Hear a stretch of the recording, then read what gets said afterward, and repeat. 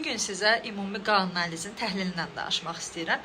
Ümumi qan analizi bizə çox diaqnozlar verir. Belə ki, siz talasemiya daşıyıcılığısınız və yaxud da sizdə qan azlığı varmı? Qan azlığına səbəb B12, fol turşusu və ya dəmirdimi? Hal-hazırda xəstəsiz. Bu xəstəliyin mənşəyi virus mənşəlidir, yoxsa bakterial mənşəlidir? Bundan başqa bir çox diaqnozları biz ümumi qan analizi ilə təxmin edə bilirik. Gəlin bu haqqda geniş danışaq.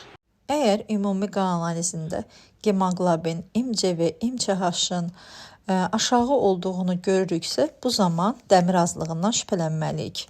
Lakin belə səhnə gördükdə biz ImCV-ni LBC nisbətinə baxırıq. Bu zaman əgər nisbət 13-dən böyükdürsə, bu zaman dəmir azlığı, 13-dən kiçikdirsə talasemiya daşıyıcılığından şübhələnməliyik. Lakin belə bir halda təbii ki, hematoloq müayinəsinə müraciət etməliyik. Elektroforez nəticəsində həqiqətənmi sizdə talasemiya daşıyıcılığı olub-olmaması müəyyənləşdirilməlidir.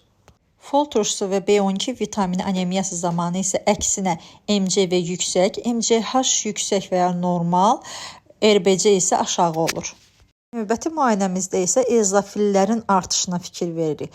Əgər eozofil artımı olarsa, bu zaman qurt və ya allergik xəstəliklərdən şübhələnmək lazımdır. Bunu isə həkiminiz özü araşdıraraq sizə doğru düzgün istiqamət verəcək. Əgər hərarətiniz yüksəkdirsə, özünüzü çox halsız hiss edirsinizsə, bunun virus və ya bakterial mənşəli olduğunu bilmək üçün leykosit, neytrofil və limfositlərə diqqət yetiririk. Əgər leykosit və neytrofil normadan yüksəkdirsə, limfositlər normal və ya aşağıdırsa, bu zaman bakterial infeksiyadan şübhələnirik. Əksinə, leykositlər normal və ya aşağıdırsa, neytrofillər normaldırsa və limfositlər yüksəkdirsə, bu zaman virus mənşəli infeksiyadan şübhələnməliyik. Analizlərlə bağlı hər hansı bir sualınız varsa, şərhlərdə bildirə bilərsiniz. Təşəkkürlər.